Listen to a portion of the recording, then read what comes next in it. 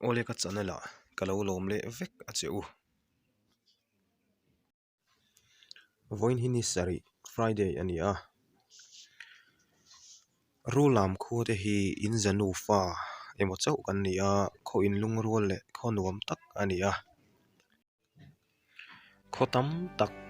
COVID-19 awanga an boilai po in he rulam khu hian boina em nei lovin huninga ma chen kan han mang chawa hripuya wanga boi khuate le aizol veng chung te tan nge po alo luang chuak to ani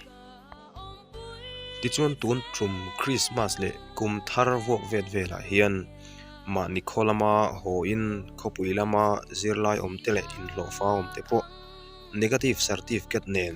rulam khuwa hian kan ho khom loma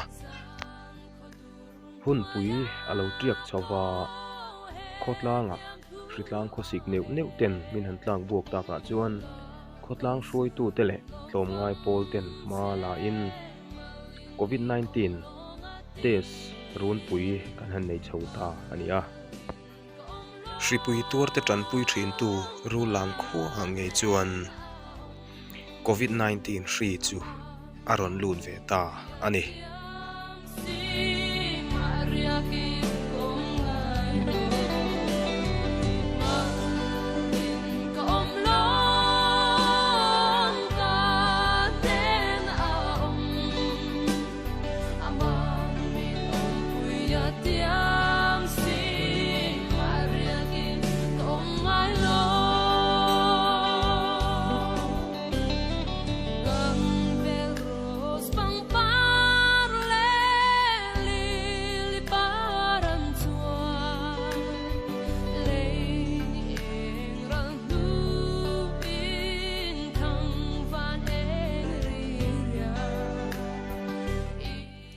Nisari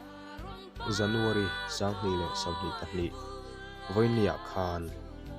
COVID-19 test mi som pasaria mi som pahni positive mu chua anlo ni ta ani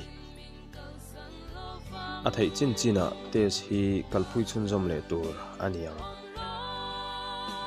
khotlang nu le pa kan VC te po in GI mai lovin mi puite min thamona min lu chil mek tu he hripui hi